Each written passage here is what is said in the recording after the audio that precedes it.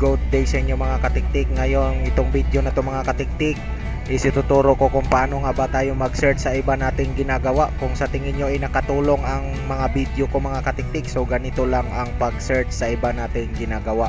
Lalong lalo na sa mga lumang technician at bagong cellphone technician, kung ito ay nakatulong, ganito lang lamang ang pag-search sa ating mga ginagawa na video.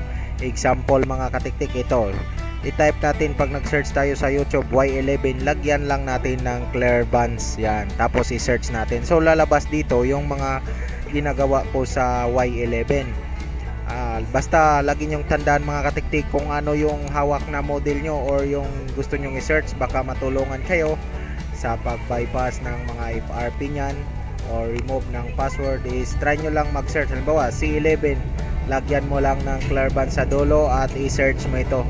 So sa YouTube lang ito mga katiktik, YouTube lang tayo, dito tayo magsi-search, ganyan lang. So lalabas dito yung mga ginagawa ni Clear Buns mga katiktik na model. So halimbawa naman yung A3S, so isi-search mo lang dito mga katiktik yung A3S, tapos lagyan mo lang Clear Buns. So kung ano yung hawak nyo na model, no, yung cellphone, try mo i-search sa channel natin mga katiktik na Clear Buns. Try mo kung baka may guide dyan na makatulong sa inyo. Ayan, para din na kayo mahirapan magkalkal kasi ang dami na yung video ko mga katiktik.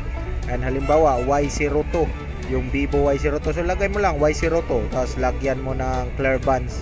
So ganun lang ang pag-search. Ayan, so lalabas dyan mga ginagawa natin kung meron tayong video. Kung wala, di iba yung lalabas dyan. So sana nakatulong sa inyo mga katiktik. Maraming salamat.